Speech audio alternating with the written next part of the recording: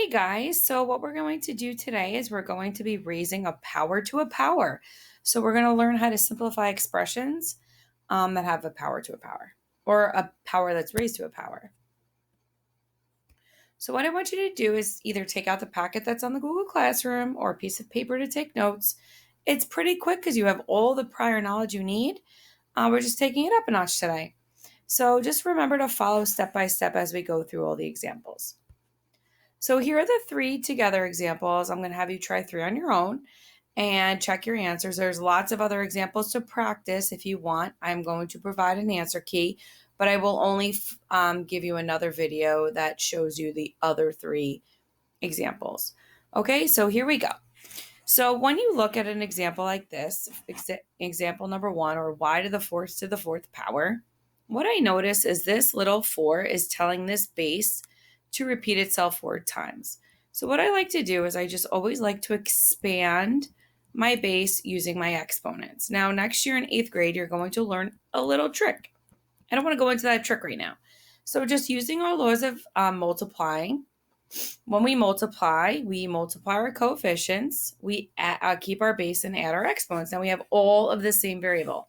So our coefficient is 1. So 1 times 1 times 1 times 1 would be 1. We keep our base y, and then we add our exponents. 4 plus 4 plus 4 would be 16. So this final expression, cleaned up, would be y to the 16th power. Now for the next example, we have 7x to the 5th raised to the 3rd power. So again, that whole thing is my base.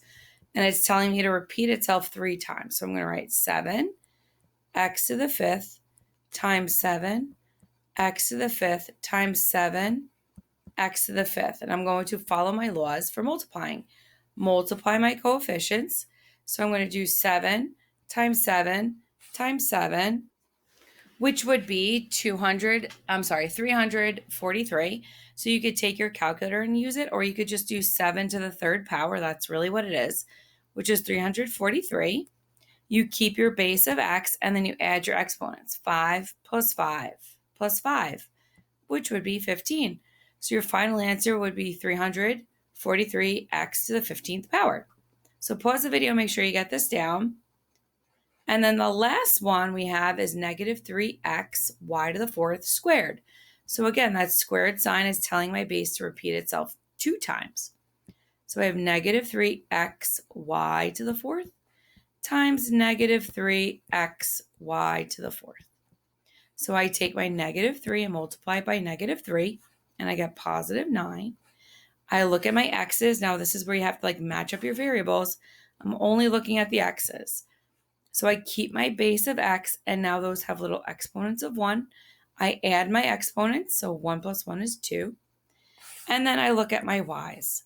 My y's have exponents of 4, so I'm going to add 4 plus 4 and get 8. So my final answer is just going to be that cleaned up, meaning one color.